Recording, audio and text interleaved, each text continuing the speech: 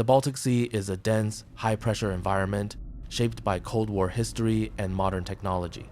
Beneath it, fiber-optic cables carry nearly all internet and communications traffic, making them both crucial and vulnerable. These thin, unprotected cables can be damaged by accidents or sabotage, and most of the seafloor is hard to secure. Cutting just a few cables can disrupt finance, military, and civilian communication. Security measures are in place, but vast areas remain unguarded. At 1:14 a.m. on a Tuesday, a Sweden-Finland cable went dark, 11 miles off the coast. In Stockholm, monitors registered a light reflection event, pinpointing the break. For 90 minutes, Swedish officials watched this digital crime scene in silence. Then, a voice broke in unexpectedly. At 3:47 a.m., a composed, Russian-accented voice transmitted on the international distress frequency, 2,182 kilohertz, directly to the Swedish Coast Guard. Identifying as the Leopard, a K-328 Akula-class nuclear submarine, it reported a worsening medical emergency 11 miles off the Swedish coast. To most, this signaled a humanitarian crisis. To the Swedish Navy, the Akula, one of the quietest, most dangerous in the Russian fleet, surfacing in Swedish waters just 3 hours after the cable below had gone dark, meant something else entirely.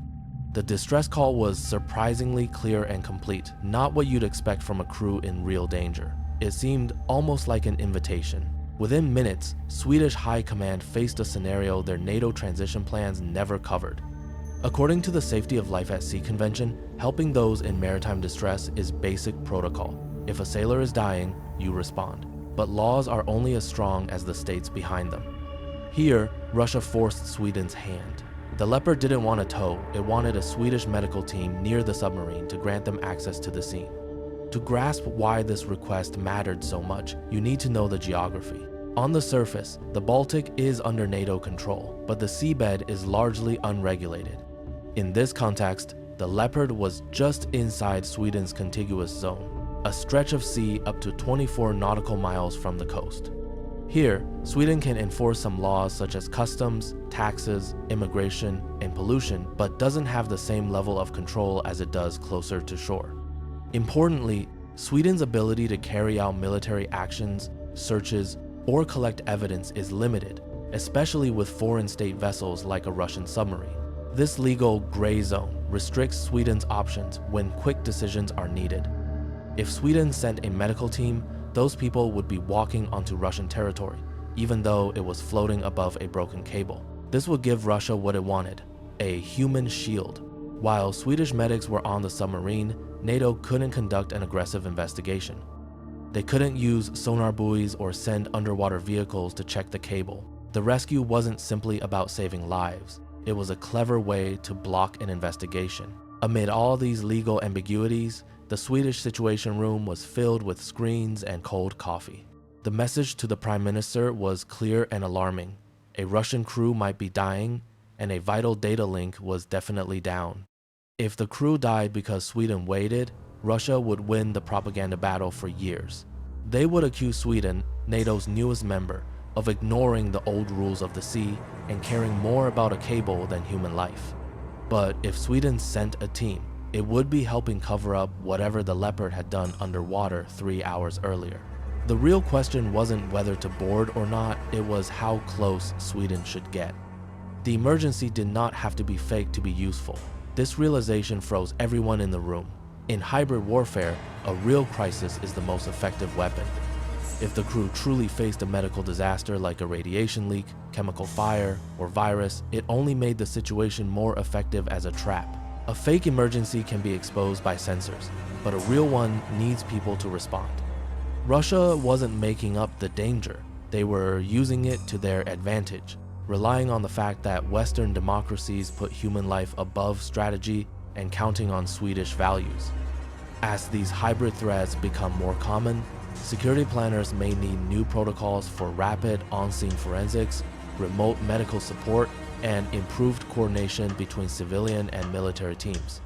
Investing in unmanned underwater surveillance, neutral response teams, and legal ways to verify crises could help prevent real emergencies from being used as tactical shields in the future. While planners considered these responses, the crew of the Swedish Visby-class corvette Helsingborg sped toward the scene. The captain watched the Leopard through night vision optics, seeing its black steel sail in the mist. He knew that under the submarine, Swedish data was leaking into the sea. He also knew the fishing boats nearby were probably Maritime militia, watching his every move. The young medical officer on his deck, checking her oxygen tanks, was about to become a pawn in a situation she didn't fully understand. If she boarded the submarine, she would no longer be just a medic, she would be the reason the Swedish Navy had to keep its weapons down. The Leopard is an Aquila II, a 9,000-ton submarine filled with advanced sensors. For years, these submarines have been suspected of carrying intercept cradles tools that can attach to fiber-optic cables and collect data without cutting them. But sometimes, the cable breaks. Maybe the device slipped, maybe the current was too strong, or maybe breaking the cable was intentional. When a cable snaps, the light reflection pinpoints the submarine's location, unless the sub is already on the surface, calling for help. By surfacing, the Leopard turned a secret data interception into an apparent accident. The focus moved from "Why were you there?" to "Can you save us?" By 5 a.m., news of the incident has spread widely. Ham radio operators in Finland and Estonia picked up the distress call, which quickly trended on social media. As the world watched, Russia shared updates on its sailors' health, naming them and mentioning families. This turned a maritime problem into an emotional hostage situation, forcing the Swedish public to choose between security and compassion. The Swedish Navy had 4 hours to decide how to help without relinquishing control of the crime scene. If they sent a civilian helicopter, Russia could claim the equipment didn't work and request a ship-to-ship transfer. If they sent a Navy ship, it could be seen as a provocation. Every action Sweden took was being watched by a Russian military that may have planned this situation months earlier. The Baltic Sea is crowded with competing interests, and at this moment, Russia was dominating the situation. As these tense hours unfolded and dawn broke over the Baltic, the Helsingborg circled the Leopard from 500 yards away. Its passive sonar detected low-frequency signals, hinting that the Leopard was communicating with something below. But as long as the medical emergency continued, Sweden couldn't move in to investigate. They were held back by the exact laws they were supposed to follow. This was the key moment. Russia didn't need to beat NATO's technology, they just needed to take advantage of NATO's rules. The legal dilemma became clear. The doctrine gap is the difference between what the law permits and what the mission demands. SOLAS requires you to help, but it doesn't require you to investigate. By combining a humanitarian crisis with sabotage, Russia created a legal situation that NATO couldn't challenge without going against its own principles. The distress call wasn't just a plea for help, it was a tactic that forced the Swedish government to act in a situation where the supposed victim was actually in control.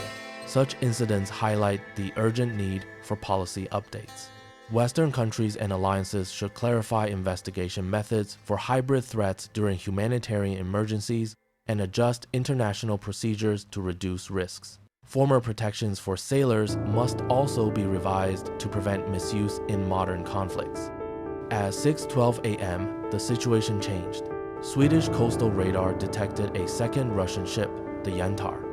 Officially, it's a research vessel for ocean studies, but intelligence agencies know it as a support ship for deep-sea submersibles. The Yantar was heading quickly toward the cable break. This was the second part of the plan. The Leopard kept the Swedish Navy occupied, while the Yantar moved in to remove evidence. If Sweden tried to intercept the Yantar, it would leave the distressed submarine and its crew. If they stayed with the Leopard, they would lose the chance to investigate the sabotage. Sweden chose a risky middle ground. They sent the medical team, but used a nearby Norwegian civilian rescue ship, flying both NATO and EU flags. This way, the political risk was shared across the alliance. When the medics at last boarded the Leopard, the stress was intense. They were entering the core of the enemy's most secret asset. They were there to help, but they were surrounded by technology designed to hide Russia's actions. Inside the Leopard, the air was stale and metallic. The Swedish medics found what they expected. A chemical leak in the kitchen area had disabled 3 crew members. The emergency was real, and the sailors were in pain. The medics treated them while Russian officers watched closely. For 2 hours, the Leopard became a hospital. Meanwhile, 3 miles away, the Yantar reached the cable break site. Its submersibles were already in the water, removing any evidence, whether it was a grapple mark, a drone, or a piece of cutting equipment. By the time the Swedish medical team returned to their ship and the Leopard was ready to dive, the crime scene had been cleared. The submarine disappeared underwater after sending a civil thank you over the distress frequency. The cable was still broken, the sailors were alive, and the Swedish government was left in shock. They had done what seemed right, but in doing so, they ensured they would never know the full truth. NATO may have avoided the worst outcome this time. They saved the crew and prevented Russia from winning the propaganda battle, but the doctrine gap remains. The Baltic is still full of cables, Russia still has submarines, and naval laws still assume every distress call is genuine. The Leopard incident was a test run for a new kind of conflict, where the supposed victim can be the real threat. Similar tactics have been seen elsewhere. In 2022, British authorities looked into suspicious activity by Russian research vessels near important North Sea infrastructure just before a mysterious pipeline leak.